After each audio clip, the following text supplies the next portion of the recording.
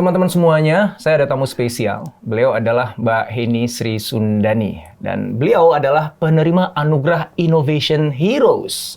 Mbak Heni ini adalah dulunya seorang TKI di Hong Kong. Kemudian pulang ke Indonesia dan tebak apa yang dia lakukan. Dia buat sekolah yang siswanya udah lebih dari 12.000. Kemudian dia juga berikan beasiswa kepada berapa banyak tebak? 2.000 lebih mahasiswa, Masya Allah. Dan mendirikan lebih dari 100 perpustakaan.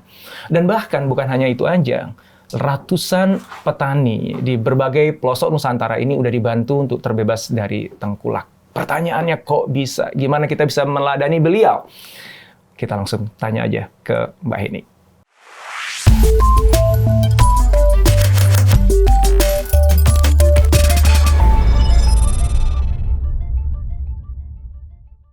Assalamualaikum Mbak Heni. Waalaikumsalam. Makasih waktunya bisa hadir ke sini dari Bogor ya. Iya betul, dari Bogor. Gue seneng banget ya akhirnya bisa ketemu sama Mbak Heni. Sebelumnya kita ketemu di ajang Innovation Heroes ya. Iya betul. Jadi Mbak Heni ini salah satu yang mendapatkan anugerah Innovation Heroes gitu. Dan Cias perusahaan saya dan juga saya salah satu dari jurinya ya, dibantu dengan teman-teman dari Indonesia Forum. Nah Mbak, aku pengen dengar ceritanya langsung dari Mbak. Sebelum kita masuk lebih dalam lagi ya tentang yang Mbak lakukan apa, terus gimana caranya gitu ya. Itu kan pasti kan bukan sesuatu yang mudah, ya kan? Ya nggak usah TKI gitu ya. Mungkin menteri aja juga susah melakukan itu gitu ya. Nah, ini membuktikan bahwa setiap dari kita punya kemampuan sebenarnya untuk melakukan banyak hal dan membantu banyak orang gitu. Cuman mungkin kita bingung aja mulainya dari mana, gimana caranya dan sebagainya. Dan itu aku pengen gali dari Mbak gitu. Aku yakin kita akan dapat banyak inspirasi pada hari ini. Tapi sebelum saya ke situ Mbak, ceritain dulu dong kisahnya Mbak nih. Dari dulu ya, kenapa kok berangkat ke Hong Kong, untuk bekerja di sana gitu. Di Hong Kong ngapain, pulang ke Indonesia, dan kok bisa sampai bantu segitu banyak orang di Indonesia. Kisahnya gimana Mbak? Iya, jadi semua itu berawal dari cita-cita masa kecil sebenarnya. Jadi kayak dari kecil itu aku pengen banget tuh jadi guru gitu. Nah cuman nggak sesederhana kayak pengen jadi guru gitu, semuanya mudah gitu ya. Karena aku terlahir di tengah keluarga yang tidak ideal gitu untuk aku bisa tumbuh dan bisa punya support system untuk meraih cita-cita aku gitu. Jadi kayak ibu sama bapak kan udah bercerai dari semenjak aku masih kecil banget gitu, dan aku cuma tinggal sama emak sama nenek yang dia bahkan gak pernah sekolah gitu ya, buta aksara kayak gitu. Dan perjalanan aku untuk bisa meraih pendidikan juga itu nggak mudah banget gitu. Jadi di dusun aku tuh belum ada sekolahnya. Jadi kalau aku di Ciamis, di pelosok gitu ya. Jadi di dusun nggak ada sekolah. Jadi sekolah SD aja jalan kaki bisa sampai 4 jam lah pulang pergi gitu setiap hari. Gitu. Bisa 2 jam gitu ya perjalanan pulang pergi setiap hari untuk SD. SMP lebih jauh lagi, ada di kecamatan gitu ya. Pulang pergi tiap hari 4 jam. Bahkan ketika SMK jauh ada di kota gitu.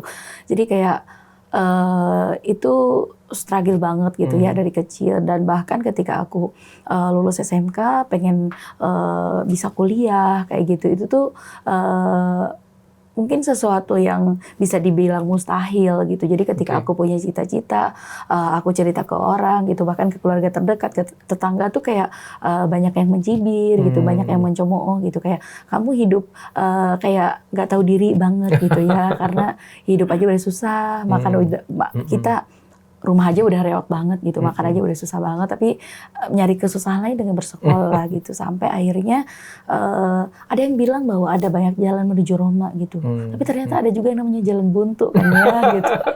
Dan itu yang aku rasain ketika aku lulus SMA, akhirnya pengen kuliah, akhirnya jadi TKI lah ke Hong Kong gitu. Jadi udah sempat lulus SMK? Iya, lulus SMK terus akhirnya berangkat ke Hong Kong, tapi masih tetap tuh punya mimpi gitu ya, punya tekad bahwa saya berangkat ke Hong Kong boleh jadi TKI gitu, tapi pulang harus jadi sarjana. Meskipun ternyata cobaannya jauh lebih besar lagi gitu. Jadi Hong Kong bagi saya tuh sudah seperti, kalau saya ibaratkan diri saya seperti teh gitu ya, sekantung teh, Hong Kong itu sudah seperti air mendidih gitu buat saya tuh. Dan di sana tuh banyak banget gitu cobaannya, dari mulai data saya di paspor itu dipalsukan gitu ya sama agensi. Terus saya di sana juga dibayar underpayment.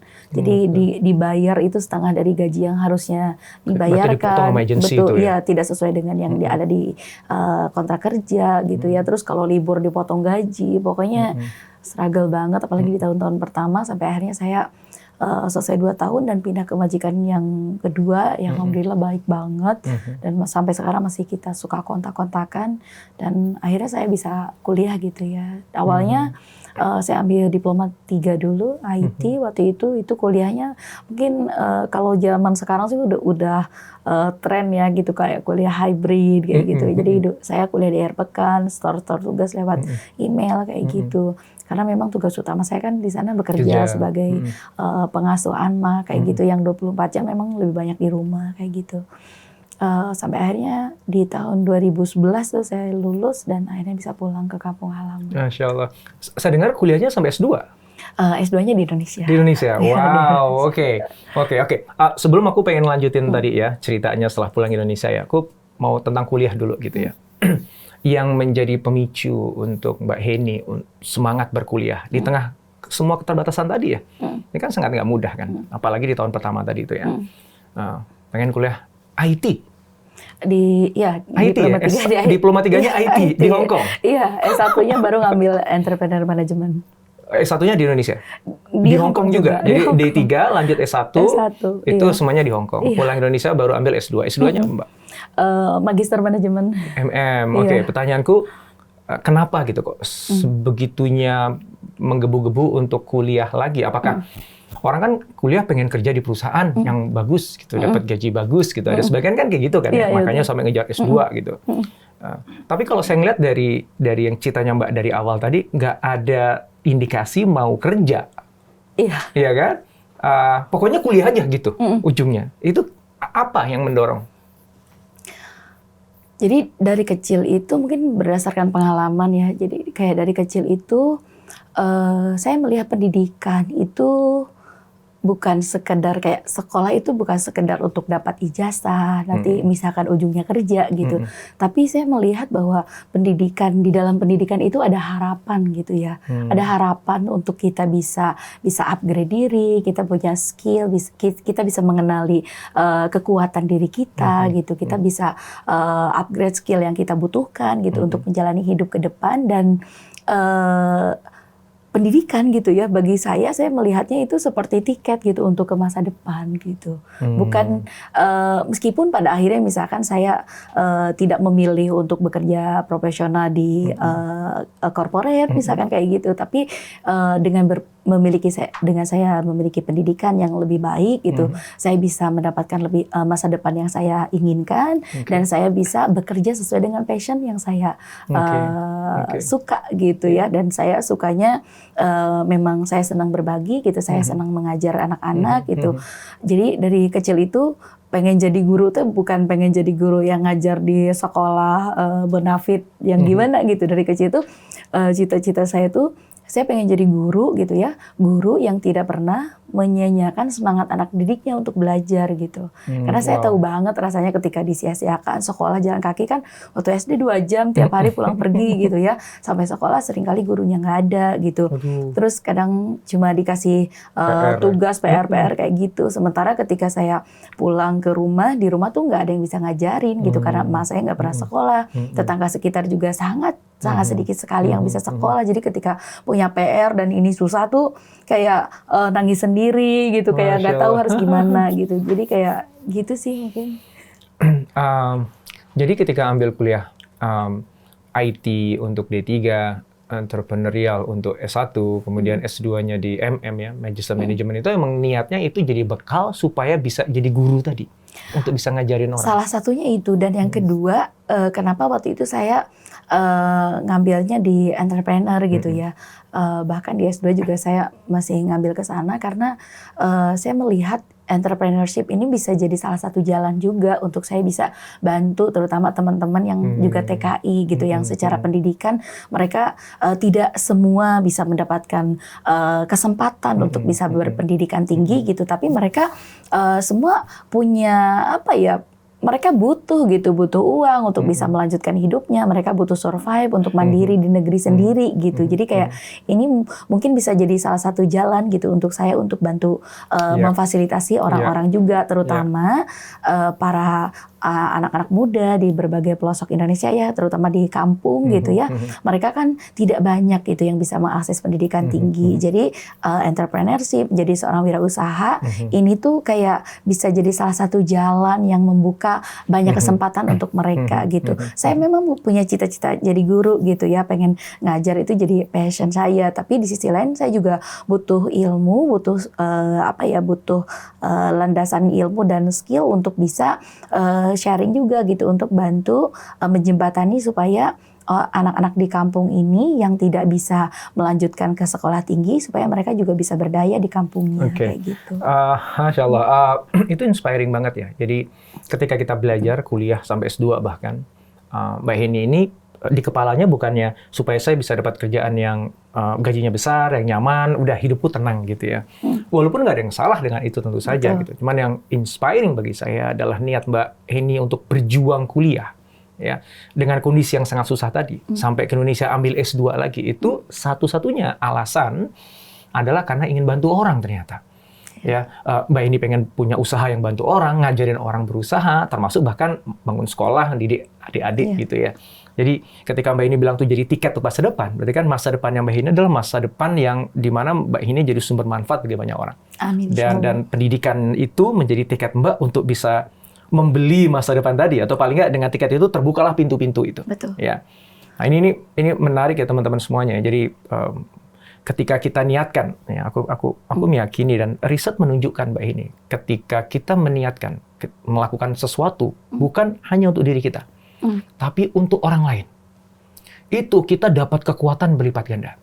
Betul. Ya bahkan dari risetnya ini dikumpulin nih ceritanya nih, para eksekutif perusahaan besar ada 500 gitu. Ditanya, kapan waktu di mana kalian merasa paling produktif, merasa paling punya prestasi yang kalian banggakan? 26% di antara mereka menyebutkan ketika saya melakukan pekerjaan untuk orang lain. Itu paling produktif, prestasinya paling tinggi. Bukan ketika dia lagi ngejar ambisinya dia, bukan. Tapi ketika untuk orang lain. 23% kalau nggak salah, itu mengatakan ketika aku melakukan sesuatu yang sesuai dengan purpose hidupku. Nah, Mbak Heni itu memenuhi keduanya itu. Ada sebuah purpose yang memang itu sejak kecil itu udah terbenam ya, karena ngalamin semua kejadian itu gitu. Sehingga ketika ada kesempatan ke Hong Kong, purpose itu yang mendorong Mbak untuk kuliah lagi gitu ya. Untuk kuliah, bukan lagi ya, kuliah. Dan niat Mbak untuk berjuang berkuliah itu sampai S2 itu karena untuk orang lain niatnya. Ya. Dan ternyata ya kalau janjinya Allah kan nggak akan meleset ya ketika Mbak bantu orang lain ya. Ya, semuanya akan dimudahkan tuh. Ya sebenarnya nggak akan mudah sih, tapi setidak-tidaknya kebutuhan Mbak keseharian dan sebagainya tuh terpenuhi juga kan dengan sendirinya ya. Wow, Masya Allah. Oke, langsung ngomongin tentang Mbak setelah pulang. Nih teman-teman semuanya nih, aku pengen gali dulu dari Mbak Heni ya tentang kisahnya Mbak Heni nih supaya saya sendiri juga bisa dapat konteks yang lebih lengkap dan teman-teman juga bisa ngelihat ya perjalanannya. Kenapa? Karena apa yang Mbak Heni lakukan ketika tadi aku menyebut bahwa ada hampir 12.000 siswa, ya lebih dari 100 perpustakaan, lebih dari 2.000 beasiswa yang diberikan gitu. Itu nggak ujuk-ujuk datangnya dari langit ya. Itu ada sebuah perjalanan yang pasti nggak mudah. Dan seorang Mbak Heni mampu melakukan itu tuh pasti ada story-nya gitu. Ya. Jadi supaya orang tuh nggak mikir, wah dia hebat ya bisa gitu ya, saya mah siapa gitu ya. Bisa sebenarnya semua orang. Itu yang aku pengen gali justru teman-teman. Kita semua bisa gitu. Nah cuman kita harus belajar kemana nih. Sayangnya kayak gini nggak ada di textbook. Maka kita langsung nanya aja ke orangnya gitu ya. Oke, nanti kita akan ngomong agak teknis agak di belakangnya Mbak. Aku pengen balik lagi ke kisah hidupnya Mbak Heni ya. So, selesai S1 di Hong Kong, terus kontrak kerjanya selesai, terus memutuskan pulang ke Indonesia. kenapa nggak stay aja di sana? Kan gajinya gede. Kenapa kok pulang ke Indonesia? Itu dulu deh, sebelum aku ngomongin tentang sekolah, beasiswa, dan lain sebagainya. Iya, bahkan majikan yang kedua waktu itu nawarin gitu. Mereka kan pindah ke US ya, sama anak yang saya asuh itu kan udah kelas 6. Mereka mau SMP di sana, terus bilang, Cece kamu nggak mau ikut aja sama kita gitu. Enggak, saya bilang, saya juga punya mimpi gitu ya, punya mimpi di sini. Saya sudah sudah mencapai satu titik yang saya ingin raih gitu, dan saya harus pulang ke kampung halaman gitu. Jadi sebenarnya ada momen waktu itu, ada satu momen di dalam hidup saya yang bikin saya akhirnya memutuskan untuk pulang meskipun ada banyak tawaran. Jadi ada tawaran untuk lanjut S2 gitu, ada tawaran untuk bekerja juga di sana, ada banyak kesempatan di Hong Kong waktu itu. Okay. Jadi kayak sambil saya kerja waktu itu, S1 saya magang juga di salah satu bank yang ada di sana kan, di Hong Kong gitu. Terus jadi ketika wisuda itu kan, habis wisuda saya nelpon sama emak, sama nenek saya itu.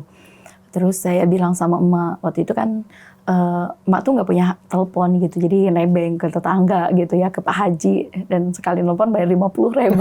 Mahal sekali. Iya. Wah, itu penjahat tuh Pak Haji itu. Jadi kayak saya bilang sama emak gitu ya, "Ma, alhamdulillah nih Neng hari ini di wisuda gitu. Neng hari ini jadi sarjana gitu ya."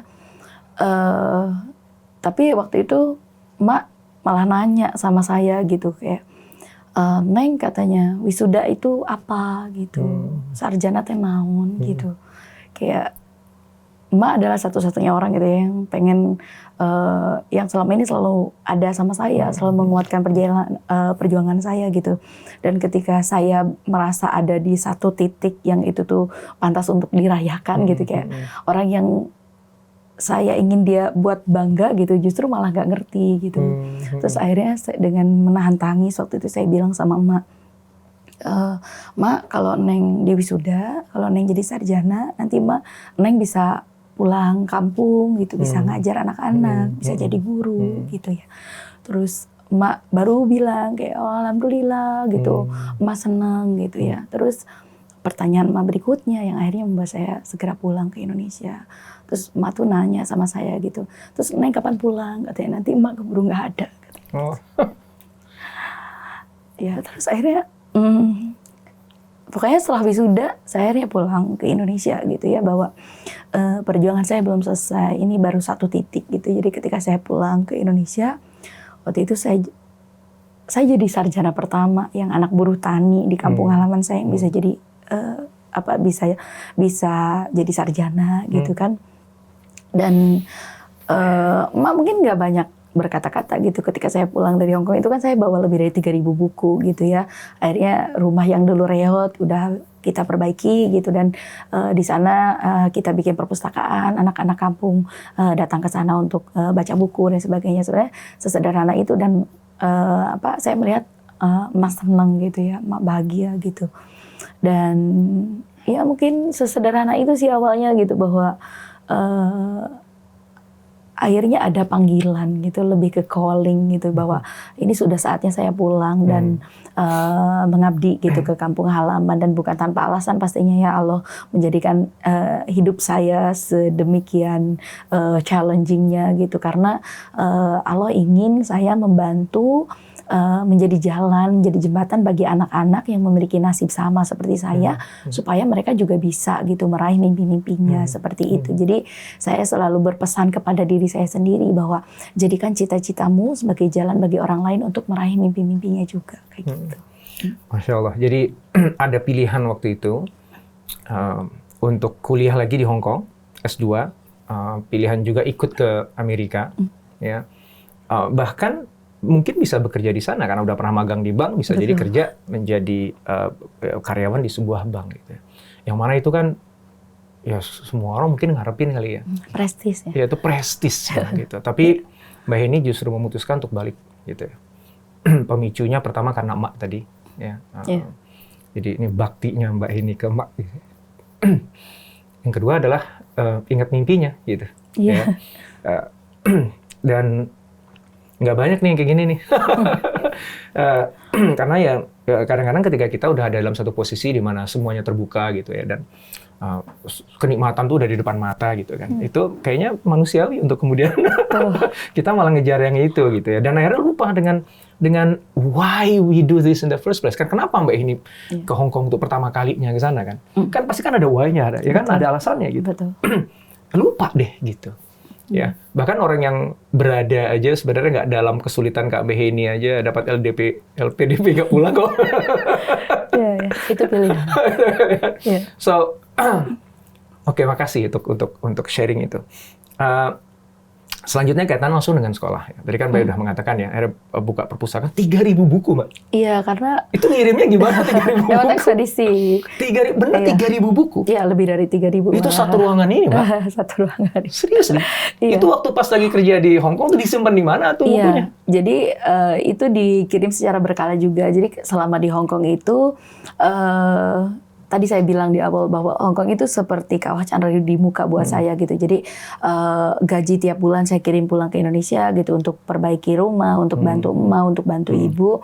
Terus untuk biaya kuliah itu kan butuh banyak banget ya untuk saya biaya hidup juga di sana. Akhirnya saya jadi kontributor juga. Jadi saya jadi penulis, jadi kontributor untuk beberapa koran sama majalah di sana. Jadi selama di sana tuh di Hong Kong. Okay. Jadi selama di Hong Kong itu saya menulis lebih dari 18 buku ya, terus ada ratusan juga opini, artikel, puisi segala macam yang ada di koran. Dan saya malu nggak sih? Kita nggak pernah tulis buku kayaknya. Saya sering ikut lomba-lomba gitu karena salah satu alasannya tadi supaya dapat uang gitu. Jadi kalau misalkan ada lomba gitu, saya lihat dulu nih hadiahnya apa gitu. Saya dapat sekitar 5 laptop mungkin ya waktu di Hong Kong itu dari hadiah-hadiah lomba itu. Iya, jadi itu dikirimin ke emak nggak ngerti itu.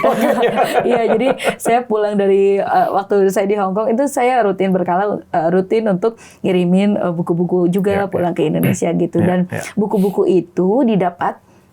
Jadi ketika saya punya uang, mungkin ketika teman-teman yang lain itu ketika di Hong Kong mungkin mereka pengen beli barang branded atau mungkin pengen jalan-jalan dan sebagainya gitu. Saya udah cukup berapa kali gitu ke Hong Kong ya, ketemu sama teman-teman TK di sana kan. Handphonenya bagus-bagus, Mbak. Handphone saya tuh lebih paling jelek di antara teman-teman TK yang lain di sana, di Victoria gitu ya, ketahuan liatin handphonenya aja itu. Iya, jadi waktu itu ketika saya punya uang lebih, saya selalu menyisihkan untuk buku gitu. Saya memang senang baca buku gitu. Bahkan ketika hari libur juga saya senangnya nongkrongnya di perpustakaan. Di sana kan enak banget ya perpustakaannya kayak gitu. Jadi di Victoria Park ya. Di Victoria Park juga kadang-kadang. Jadi dulu ketika di Hong Kong juga saya kalau libur itu bawa koper, isinya tuh buku-buku. Mungkin sekitar 50 buku. Parknya tuh baca buku. Saya bawa buku, terus saya pinjemin ke teman-teman TKI. Tapi lebih banyak yang nggak baliknya gitu karena ketika dia tiba-tiba diterminit, dipulangkan sepihak oleh majikan, bukunya ke bawah juga gitu. Jadi seperti itu. Memang dari dulu saya suka baca. Terus tambah lagi kayak penerbit suka ngasih bukunya, ngirim bukunya ke saya resensi kan, taruh di koran kayak gitu kan, jadi lumayan kayak gitu. Keren ya. Ya tuh ya. Selama bekerja jadi TKI aja bukunya 3.000 gitu. Maka wajar kalau kemudian sekarang ada 100 lebih perpustakaan. Ya. Balik lagi ke sekolah. Yang sekolah yang Mbak buat itu berapa lama setelah Mbak pulang ke Indonesia, dan sekolahnya sekolah apa, Mbak? Jadi pulang ke Indonesia itu 2011 itu sudah dimulai inisiasinya ya di rumah ibu saya gitu, ajak anak-anak baca buku dan sebagainya. Nah, lalu ketika itu saya menikah, kebetulan suami saya kerja di Bogor gitu, saya ikut suami. Nah, di Bogor ini akhirnya mulai buka lagi tuh gerakan mungkin inisiasi dari gerakan anak petani cerdas. Jadi ketika dulu kita bikin gerakan ini tuh nggak ada namanya, Pak. Jadi kayak jalan aja dulu kayak gitu. Terus dulu mulainya di kontrakan rumah. Jadi pas awal nikah kita masih struggle ya secara finansial gitu ya. Suami saya kerja di salah satu NGO dan bergerak di bidang pendidikan juga waktu itu. Jadi pas akhir pekan kita ajak anak-anak untuk datang ke rumah baca buku gitu. Waktu itu kita mulai namanya Sekolah Anak Petani Cerdas ini, sederhananya adalah ngasih les gratis. Jadi di awal itu ngasih les gratis untuk anak-anak yang tidak mampu. Anak-anak dulu karena saya tinggal di perumahan, anak-anak di kampung yang sekitaran perumahan itu. dengan modal Rp100.000, waktu itu kita ngajar sekitar 15 orang anak. Jadi dari uang Rp100.000 itu kita beli buku, pensil gitu ya. Terus sisanya beli biskuit sama susu, kita bagiin ke anak-anak. Kita nggak punya papan tulis, nggak kebeli papan tulis waktu itu ya. Jadi ngajar pakai kardus bekas itu. Kita dikasih sama tetangga yang ngewarung gitu ya. Ngajar anak-anak itu sampai akhirnya itu di pekan pertama sekitar 15 orang anak. Pekan berikutnya anak-anak nambah lagi, ada sekitar 50 orang anak. Rumah kami tipe 36, rumah kontrakan nggak muat, itu udah di garasi, udah di kamar gitu ya.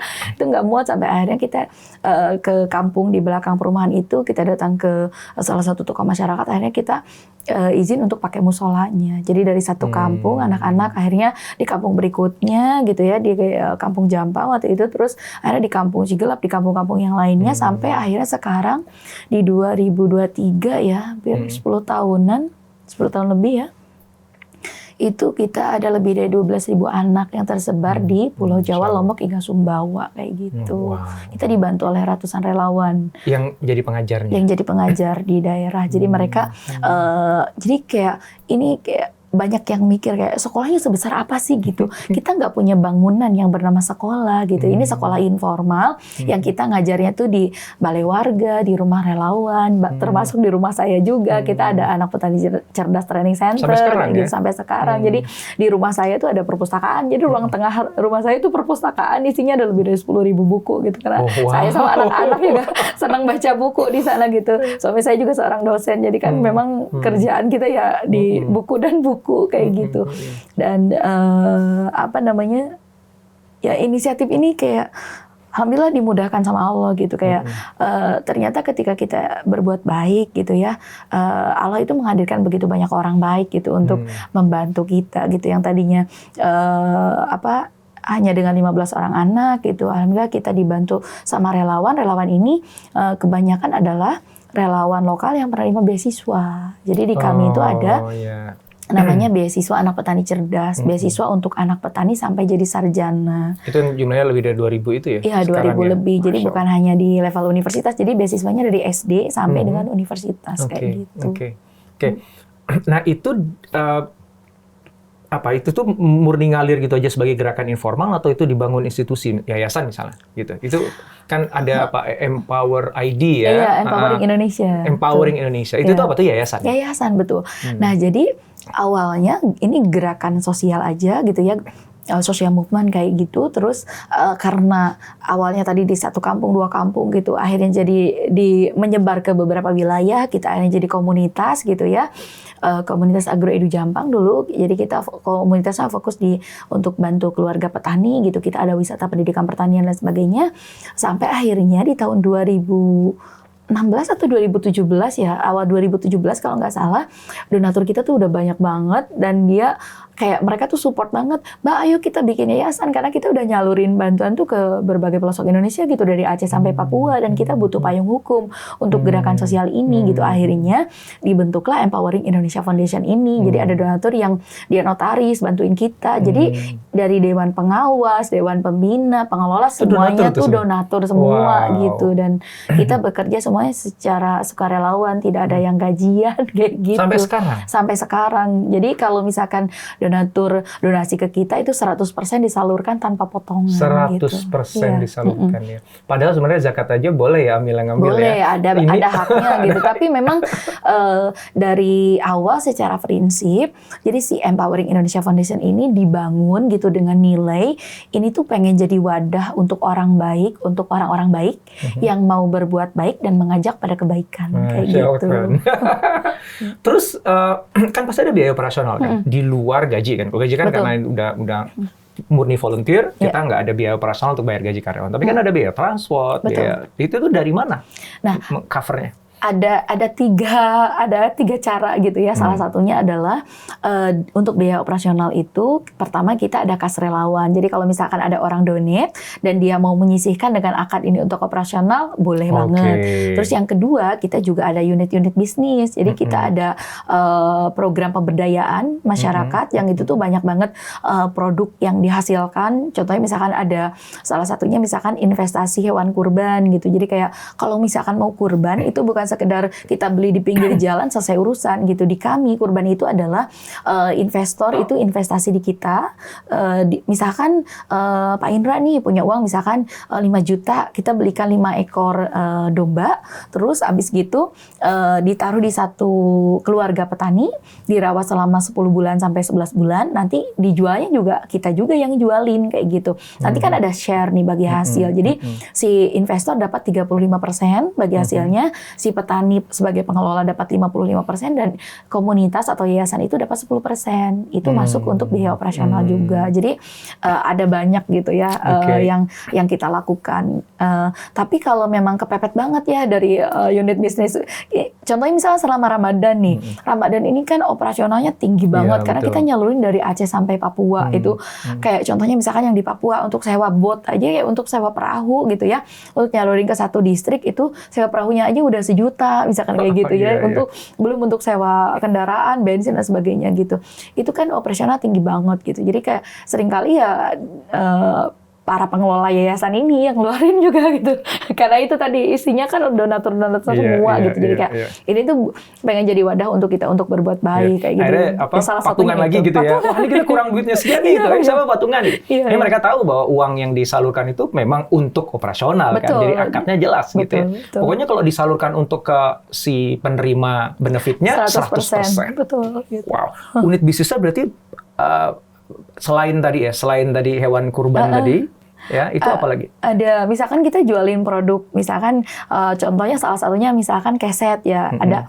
Jadi ada di kampung itu ada ibu-ibu yang ibu-ibu muda, dia udah ditinggal udah kawin cerai kayak gitulah, ditinggal sama suaminya, dia punya anak gitu ya, kerja ke kota nggak mungkin, nggak ada yang ngurus anaknya gitu aja, dan akhirnya kita kasih modal nih gitu untuk dia, kita ajarin juga misalkan keterampilan untuk bikin keset kayak gitu. Nah nanti kan kalau misalkan dibeli sama pengepul, keset yang suka ada tulisan welcome tuh, nah itu kalau dibeli sama pengepul tuh paling 3.000 sampai 5.000 gitu, kita bisa beli sampai di angka 15.000, bisa 3 kali lipat lebih tinggi harganya. Nah nanti kita jualnya 25.000, ada margin 10.000. Nah 10.000 ini untuk masuk ke kas operasional kayak gitu. Jadi unit bisnisnya memang social entrepreneurship ya. Jadi memang niatnya adalah bantu orang, tapi dalam proses membantu itu ada uang yang biasa kita dapatkan yang dipakai untuk operasional yayasannya. Iya betul. Wow.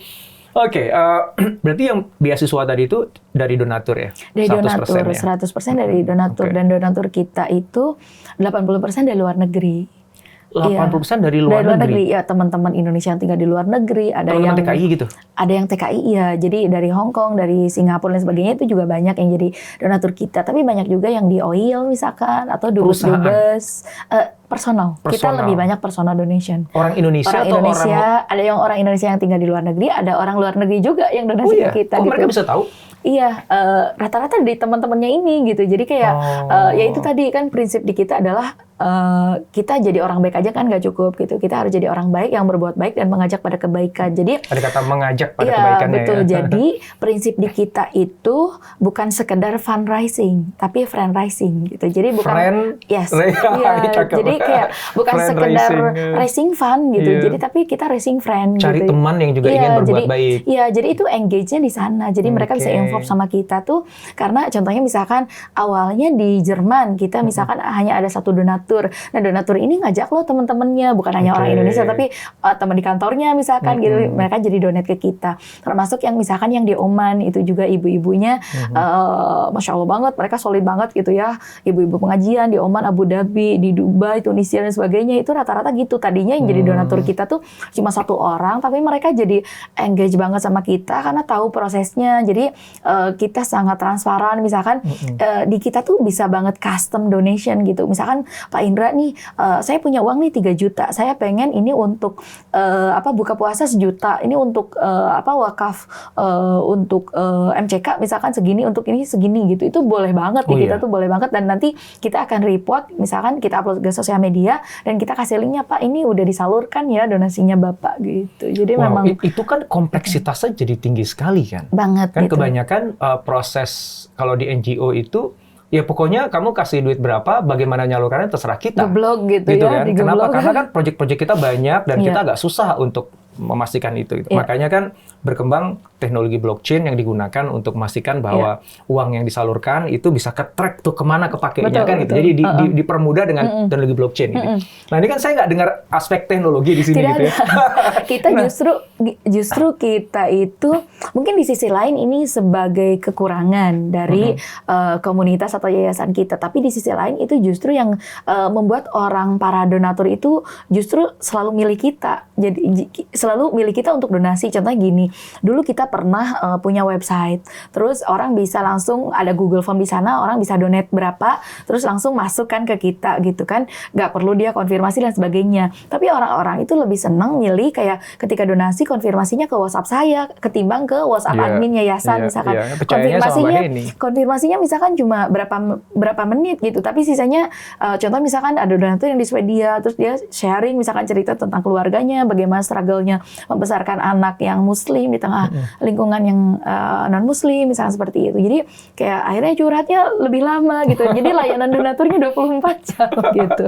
Seperti itu sih kurang lebih. Tapi alhamdulillah sih fundraiser kita juga banyak gitu. Kayak donatur-donatur ini yang tadinya dia donasi atas nama pribadi, akhirnya ngajak teman-temannya, ngajak teman kantornya. Jadi kita sering banget terima misalkan donasinya dari Amerika, misalkan dari Australia, dari Jepang dan sebagainya. Itu banyak juga yang menyebarkan pertama kali di negara-negara itu siapa? Apakah teman-teman TKI yang kemudian ngajak orang lain di luar komunitas TKI atau enggak, memang dari awal itu mereka nggak ada hubungan sama TKI?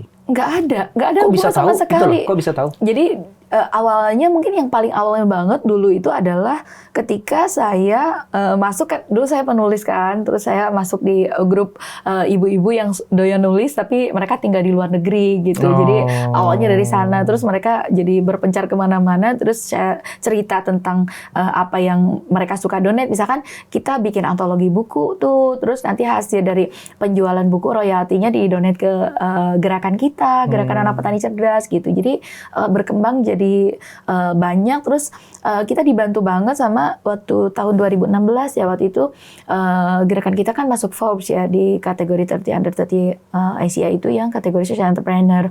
Terus akhirnya saya ketemu dengan saya ikut Forbes Summit, saya ketemu dengan banyak orang dari berbagai negara, dari 300 orang. Jadi jaringannya meluas di sana gitu. Terus akhirnya kita sampai punya program namanya ada namanya bule coming dan bule hunting gitu. Bule coming itu kayak kita invite teman-teman dari luar negeri gitu. Mereka bisa datang ke komunitas kita, mereka bisa do something di komunitas kita gitu. Itu bule coming? Iya, bule coming gitu. Jadi kayak ada yang dari Australia gitu, ada yang dari Belanda, datang ke kita kemana, gitu. ke Ciamis atau ke Bogor? Ke Bogor. Mereka stay sama kita gitu. Ada yang milih stay di hotel, ada yang milih stay sama kita gitu ya. Terus mereka bisa ngajar ke anak-anak petani, bisa keliling ke kampung dan lain sebagainya gitu. Ada banyak pilihan yang bisa mereka experience gitu. Bahkan ada juga yang waktu itu ada mahasiswa dari NTU dari Taiwan, mereka khusus pengen ngerasain gimana sih rasanya tinggal dengan keluarga yang muslim misalkan, terus datang ke pesantren-pesantren yang boarding school yang Islamic base kayak gitu, bahkan ke kampus-kampus yang Islamic base kayak gimana sih kayak gitu, ada yang sedang belajar tentang Islam dan sebagainya gitu. Jadi pertemanan itu kayak akhirnya jadi kayak jaring gitu, dan itu alhamdulillah gitu kayak memudahkan kita untuk ketika kita punya program, mereka tuh banyak banget support ke kita gitu, Mas. Jadi kayak kalau ditanya tuh kayak bahkan ketika saya flashback gitu, lihat ke belakang gitu, gak nyangka gitu bisa yang gerakan yang tadinya cuma 15 orang anak, yang tadinya cuma modal 100.000 gitu, ketika saya share ke sosial media banyak yang support sampai akhirnya kita bikin yayasan dan kita bisa bantu ratusan ribu orang setiap tahun. Terutama di bulan Ramadan ini kayak gitu. Tapi itu tadi, gerakan ini bukan tentang saya gitu, bukan tentang saya yang hebat gitu, bahwa Yayasan Empowering Indonesia Foundation ini bukan tentang saya yang luar biasa gitu, tapi tentang orang-orang baik yang mau bersama-sama bergandeng tangan, mau berbuat kebaikan dan mengajak orang pada kebaikan juga gitu. Dan akhirnya jadi seperti ini gitu. Kalau misalnya ada teman-teman yang ikut nyimak ini pengen jadi donatur, caranya gimana? bisa kontak ke ke sosial media kita gitu ya. Ada Instagram di namanya apa? Instagramnya di Empowering Indonesia. Empowering Indonesia. Iya, atau di Instagram gitu ya? Anak Petani Cerdas, ataupun Instagram saya di @handisrisundani. Tapi ada tapinya nih. Jadi audiens kita itu lebih banyak Facebook user.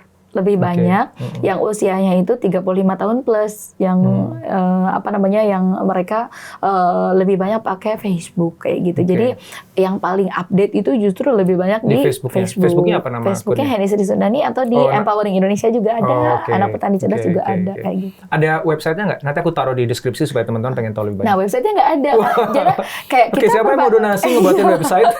Dari dulu kita kan punya website, terus kita perpanjang terus trafficnya tuh rendah banget karena itu tadi penggunanya, usernya lebih banyak ibu-ibu yang dia malas banget gitu lihat website gitu, harus buka di aplikasi yang lain gitu ya. Terus dia pengennya tuh lebih ke lihat Facebook. Mereka kayak silent reader gitu, kayak aku posting apa terus iya Mbak, MCK-nya sama aku aja ya, sumur bor sama aku aja kayak gitu-gitu. Itu nggak silent lah, itu langsung mengajukan diri itu. Maksudnya silent reader kayak jarang banget komen di begitu komen langsung kasih duit ya. Langsung aja transfer gitu. Itu yang enak sih kayak gitu sih. Daripada ini kan CLBK ya. Chat lama beli kagak ya. Gitu. Nah, tapi itu kan enak kan, nggak usah pakai chat langsung bayar gitu. Tapi memang donatur kita, pertumbuhan donatur barunya tuh bisa dibilang sangat rendah gitu. Kayak mungkin sekitar di bawah 50% ya donatur baru. Kita itu lebih banyak memelihara donatur-donatur yang loyal, yang dari 2011 itu udah bantu. Terus mereka bahkan jadi donatur yang sangat loyal sampai hari ini. Yang tadinya misalkan kita nggak pernah kenal, nggak pernah ketemu, ada orang Indonesia yang misalkan yang tinggal di luar negeri, ketika mudik akhirnya kita ketemuan gitu ya. Terus bahkan misalkan ketika saya keluar negeri, misalkan suami saya ada jadwal seminar atau saya diundang untuk ngisi di luar negeri, misalkan di Singapura gitu ya, ada acara di di KBRI gitu. Terus akhirnya saya chat donatur gitu, akhirnya kita ketemuan. Mereka yang jemput saya dari bandara gitu-gitu. Jadi kayak Masya Allah sih. Jadi temannya banyak ya? Jadi di seluruh dunia ada teman ya? Masya Allah. Ya nikmat banget ya. Jadi Mbak tidak menyesali keputusan Mbak waktu pas lagi di Hong Kong ada pilihan untuk bekerja di sana, kuliah lagi di sana gitu ya, atau bahkan sampai ke Amerika, memutuskan untuk kembali ke Indonesia mulai dari nol, itu dengan rumah petak 36 meter persegi tadi, itu tidak menyesali itu sama sekali ya? Enggak sih, alhamdulillah kayak seneng aja gitu. Kayak ada satu kebahagiaan yang akhirnya saya pahami, Pak Indra. Kayak kalau misalkan saya beli mobil keluaran terbaru di tahun 2023 misalkan gitu, mungkin hari ini saya akan happy banget gitu ya, karena saya punya sesuatu yang keluaran terbaru gitu. Tapi 5 tahun lagi, 10 tahun lagi, apakah kebahagiaannya akan sama? Kan enggak. Itu akan old gitu kan. Tapi kebahagiaan ketika kita bisa bantu orang, terutama anak-anak yang misalkan tadinya dari, contohnya misalkan yang di Bogor tuh ada anak yang dia anak yatim, bapaknya udah meninggal gitu, kerjanya tukang ngarit gitu ya, ngasih makan domba kayak gitu, ibunya juga tukang burung ngoret gitu, tapi sekarang dia udah jadi sarjana gitu dan bisa jadi guru di sekolah, ya? Jadi dan kebahagiaannya tuh nggak berkurang gitu, jadi nambah malah kan ya, terus. Itu investasi dunia akhirat malah itu ya. Amin, Insya Allah. Investasi untuk semua, untuk para donatur juga gitu. Iya. Oke Mbak, waktu kita ini udah habis nih sayangnya, jadi pengen dengar pesan mungkin dari Mbak Heni ya untuk kita semua ya. Baik mungkin teman-teman yang sekarang lagi bekerja di luar negeri ya sebagai TKI, atau teman-teman yang pengen ikutan kontribusi gitu, atau mungkin bahkan anak-anak kecil sekarang yang mungkin juga mengalami kesulitan yang Mbak alami pada masa lalu gitu. Apa nih pesan-pesan yang Mbak ingin sampaikan ke mereka? Jangan menyerah sih Pak, kayak saya dikasih jalan dikasih jalan hidup yang begitu sulit itu Allah tuh bukan pengen saya jadi sedih gitu. Bukan pengen Allah itu bukan pengen saya jadi orang atau anak yang paling menderita gitu. Tapi Allah pengen saya jadi orang yang kuat gitu. Jadi di masa depan tantangan sebesar apapun gitu, saya selalu ingat bahwa ada Allah yang lebih besar, dan saya jadi tumbuh stronger gitu. Kayak saya tumbuh menjadi lebih kuat gitu karena ditempa oleh masalah-masalah tadi kayak gitu. Jadi kayak kalau teman-teman hari ini misalkan lagi diuji gitu dengan ujian hidup yang teman-teman ngerasa bahwa ini udah akhirnya gitu, kayak ini adalah ujian yang sangat berat dan teman-teman ngerasa bahwa kayak nggak akan bisa gitu ngelaluin ini. Mungkin teman-teman kayak butuh untuk istirahat sejenak gitu, kayak terus teman-teman lihat ke belakang gitu, bukan untuk lihat mantan gitu ya, tapi untuk ngelihat sudah sejauh mana kita melangkah dan sudah berapa banyak ujian atau tantangan yang berhasil kita lalui gitu. Kalau dulu kita berhasil melaluinya gitu ya dengan tawakal, dengan sabar gitu, maka hari ini pun kita pasti bisa gitu. Masya Allah. Makasih banget Mbak Heni untuk ceritanya, inspirasinya ya, insya Allah ini akan bawa banyak kebaikan untuk kita semuanya. Ya. Dan teman-teman semuanya nanti cek di deskripsi ya, ada banyak cara untuk bisa ikut support dan menjadi bagian dari gerakannya Mbak Heni ya. Terima kasih Pak, sama-sama. Assalamualaikum. Waalaikumsalam.